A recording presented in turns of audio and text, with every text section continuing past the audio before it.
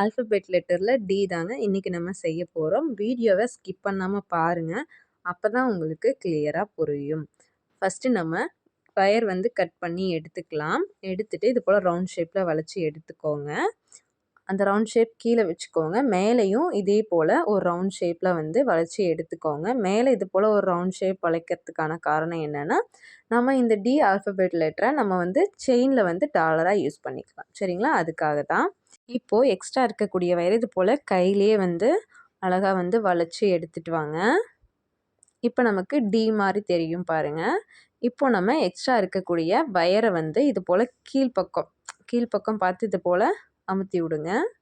Extra இருக்கக்கூடிய வயரை cut பண்ணி எடுத்துருங்க. இப்போது எக்ஸ்ட்ரா இருக்கக்கூடிய வயர் இது போல் ப்ளையர் யூஸ் பண்ணி ப்ரெஸ் பண்ணி விட்ருங்க. சிம்பிள் அண்ட் ஈஸியாக சூப்பரான ஒரு டி வந்து செஞ்சு கம்ப்ளீட் பண்ணியாச்சுங்க. நெக்ஸ்ட் என்ன லெட்டர் செய்யலாம் அப்படின்றத மறக்காமல் கமெண்ட் பண்ணுங்கள். மறக்காமல் நம்ம சேனலை சப்ஸ்கிரைப் பண்ணுங்கள்.